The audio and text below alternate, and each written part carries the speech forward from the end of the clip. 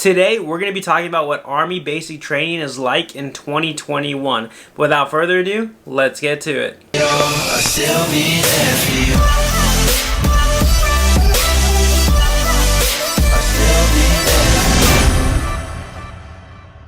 What is up, guys? Ben Allen back again with another video, and this is going to be probably a little shorter than my usual videos, but we're going to be talking about what is basic training like in 2021, primarily Army basic training, and we're going to get into all that fun stuff. But first, for those of you that are new and do not know me, my name is Ben Allen.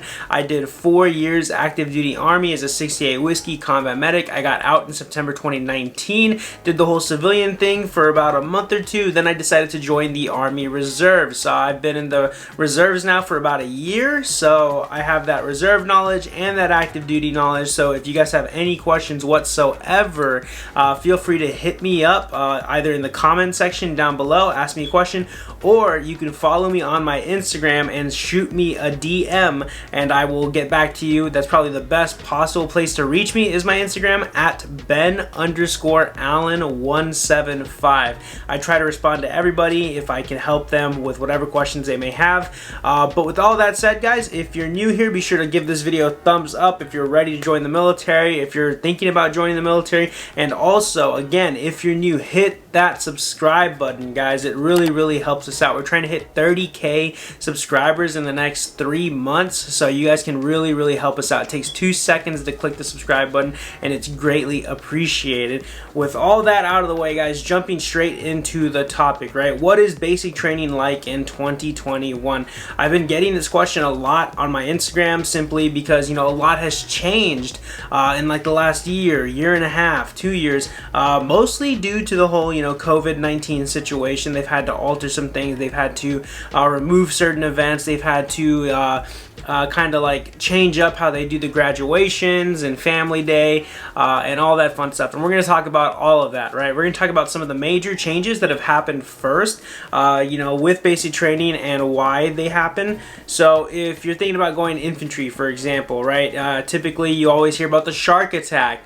Shark attack being where, they get in your face, the drill sergeants are yelling at you, they're smoking you, they're making you do push-ups, having you do sprints, having you carry your bags over your head, really breaking you down. They actually removed that shark attack from basic training. I believe it was only for the infantrymen, but it could be for all other MOSs as well. Don't quote me on that, but I also have a video talking about it in more depth if you want to check it out.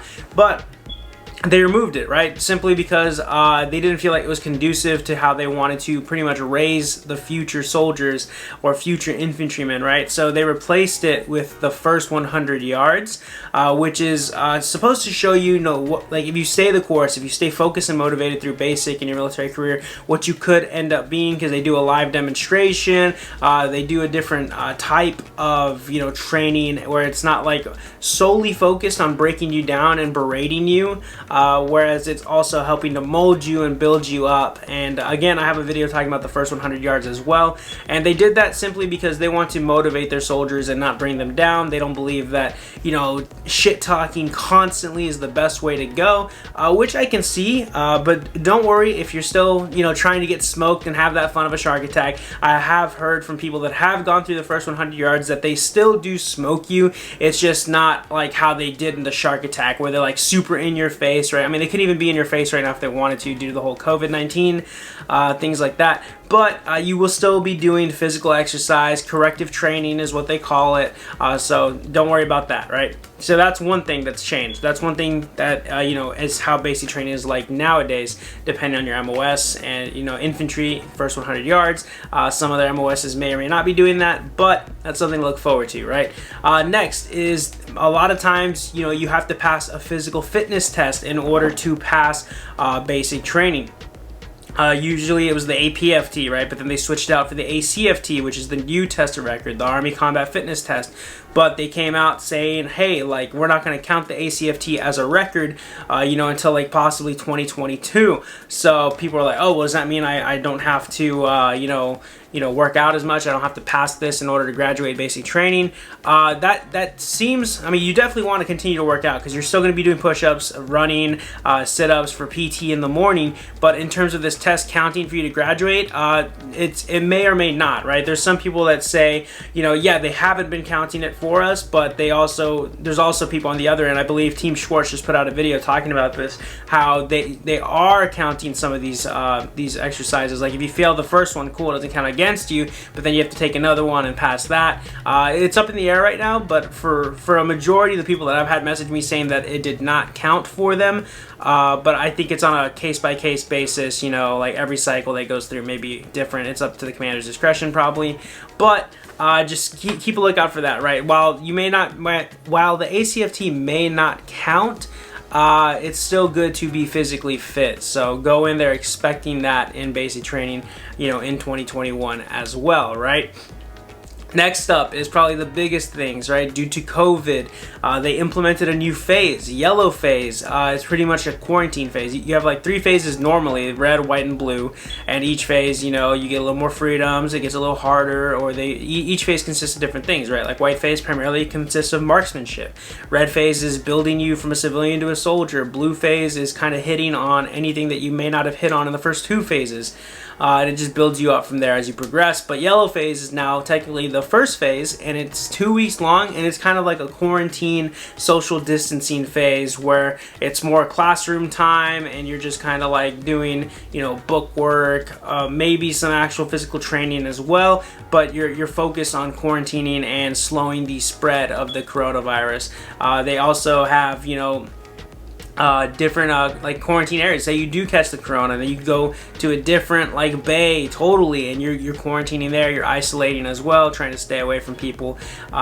So that's just something that is also implemented. I have a video talking about yellow phase as well in depth. And then phones, people are apparently getting their phones a little more than usual. Like some people I've talked to are saying they're getting theirs every Sunday. Some people are saying they've got theirs twice a week for like 30 minutes a piece. That's absolutely crazy. We got ours like once for 5 minutes in my basic training. But times are changing, especially if you're in quarantine. Some people are saying they get their phones a little more there, simply because they're just on quarantine. They really don't have anything else to do. But again, that's a case-by-case basis. There's some people that will probably get their phones more. There's probably other companies that will not get their phones, at all, or if they do, for a very short amount of time. That's just something to expect, right? The phone time varies. If you're worried about the phone time, you really shouldn't be, like, you're not there to be on your phone. You're there to train, become a soldier, right? But those are just some of the key changes that have changed in basic training in 2021. Those are some things to look forward to. That's where basic training is right now as a whole. From what I've told, it's also a little more relaxed. It's probably the easiest time to go through basic training currently, just from what I've been told and from what I've seen that has been cut from the training.